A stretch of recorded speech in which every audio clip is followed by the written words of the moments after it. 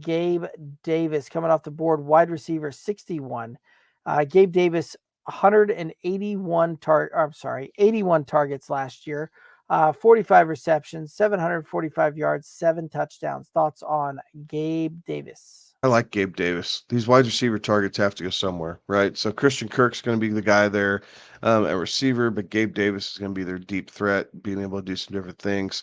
It'll be interesting to see if he fills in for Calvin Ridley almost in an exact way, or if they're able to do some different things with him and Kirk playing off of each other. So, this late at wide receiver 61, I don't mind Gabe Davis. I think he's going to finish off better than this. It wouldn't surprise me if you saw him inside the top 40 when it was all said and done with. So I do think there's value built in here.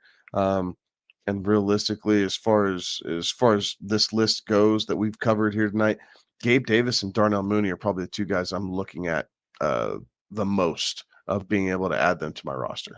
Is a guy that I think we're going to see some of that boom bust that's kind of followed him throughout his career continue in Jacksonville. So different locations, similar output, I think is what we'll kind of see here. So when it's all said and done, I think we're going to see him somewhere around that 50 or so receptions in that 7 to 800 yards and around that 6 to 7 touchdown type of range there. And it'll be interesting to see how Jacksonville ultimately utilizes their wide receiver core, right? Like Christian Kirk, certainly we've seen him do better out of the slot type of position there. So do we see it where Brian Thomas or Gabe Davis kind of moves out to the X, and one of those guys moves out to the gunner type of position, and we see Christian Kirk kind of eating out of the slot there. How they kind of rotate guys around there. So there's a lot of things that I'm very interested to see how that could be. But Gabe Davis is a guy that, when it comes down to it, again, love the intrigue for a best ball, and I think that we'll see Gabe put up a couple of really big spike weeks.